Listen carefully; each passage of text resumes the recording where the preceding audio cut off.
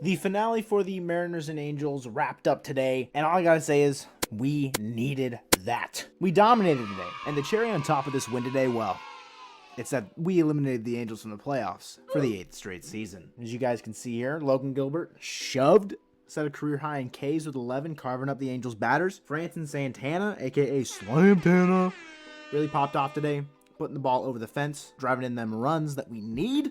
9-1 was the final line today. We needed it heading into the series against Oakland. Let's talk about why we needed it. The first 3 games of the series shattered my heart. Game 1, Robbie Ray gets touched up quite a bit. Matt Festa gives up a very, very unfortunate home run to Luis Rengifo, who, by the way, was Barry Bonds during this series, by the way.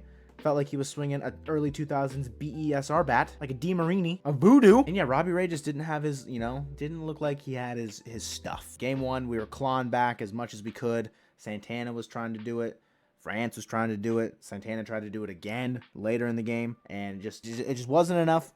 And in a game in which Shohei Ohtani did not start, we scored runs, just not enough, which is a good thing, because when Shohei Ohtani's on the mound, runs come a premium, and that is exactly what happened in Game 2, because the Mariners didn't score any runs off Shohei Ohtani. George Kirby went toe-for-toe with Shohei Ohtani for quite a while there. 6 innings, only gave up 2 runs. Had 2 blemishes. Not that bad. Struck out a good amount. Can't say enough about the kid. Dude is great. Very pleased with how George Kirby has developed throughout this year. Got crazy run on his fastball. We get through the end of Shohei Ohtani, 7 innings strong, and it's like nothing on the board for the Mariners. Everything, it feels like you're 1 hit away, and then you ground into a double play, and it's just like, it just makes you want to cry. And then Taylor Trammell comes up and just hits an absolute nuke, 440 feet or something crazy. He knew it immediately off the bat. Beautiful swing. If Taylor Trammell can, find some sort of rhythm, that's great for us. And then a little bit more happens in this inning, and Ty France just grounds out into a double play to end the potential rally. And I felt like just deflated the Mariners the rest of this game. The Mariners started this game off on the wrong foot to begin with, because the previous game, they won against the Angels. Eugenio Suarez fractured his finger, had to leave the game, but no Gino. And then also Julio was a late scratch because of lower back pain, stiffness, something. So no Julio, which is why Taylor Trammell was in the lineup. Overall, very deflating game on Saturday after a tough loss on Friday.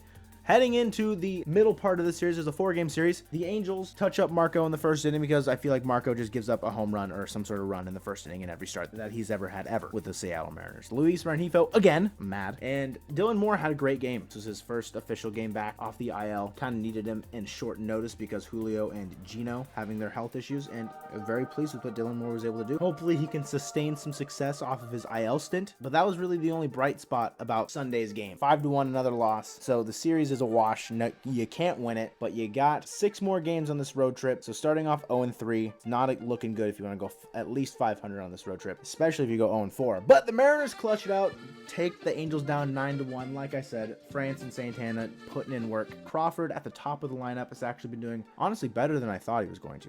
Crawford has had a little bit of a regression this year, in my opinion, at the plate, hitting like 250. Overall, throughout this series, this is counting the first game where he was not leading off, but went 4 for 11 at the plate, scored 2 runs, and he had 5 walks, meaning he reached base 9 times out of 16 plate appearances. If he can continue to sustain that success at the plate about getting on base, Ty France, Mitch Haniger, Carlos Santana, those players can drive JP Crawford in, as opposed to players that are behind him in the lineup, lower in the lineup. They're just not producing at the bottom of the lineup as much as we need them to.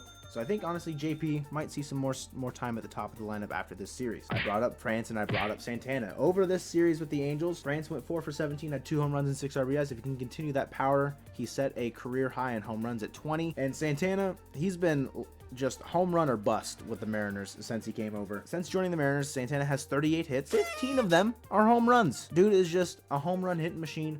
He's our DH guaranteed, and if we can see some sustained success from any of those 3 players heading into the rest of this road trip against the Athletics for 3 games and then against the Royals for 3 more heading into the weekend, I have high hopes that the Mariners can turn this road trip around after a rough start in Anaheim, which is exactly what we needed this final game for, was to show like, hey, we still got it. We're still that team hunting in the playoffs. We're 3rd in the wild card race right now, but we're not that far behind. We've got the A's up next. We got Luis Castillo on the mound for our Tuesday game at 6:40 against Oakland. We're going to go into that Coliseum and we're going to shut them down, lights out. The next game, you got Robbie Ray looking to bounce back after a rough start against the Angels. Hopefully he's lights out. And then you got George Kirby, the young gunner, on Thursday for a day game against the A's. We need this series bad. Blue Jays have been playing well. The Rays, they're staying consistent. And the Orioles, they're only 4 games back. They're not that far behind as of recording.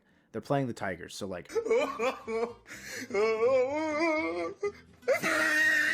we need this next series, and that's why the 9-1 win is so important, gaining some of that momentum back after a tough 3-game stretch. Had we lost all 4 in a row, it would have been our first time losing 4 games in a row in the second half of the season. Last time it happened was a series sweep against Boston, so we really needed this one to just bounce back, essentially. Now with some momentum back on our side and some key series down the stretch to see what our starting rotation is made of, I want you guys to check out this video that Colton did a couple days ago about what the playoff rotation might look like heading into the playoffs and situational things like that. And once again, thank you guys for watching this one, and go Mariners.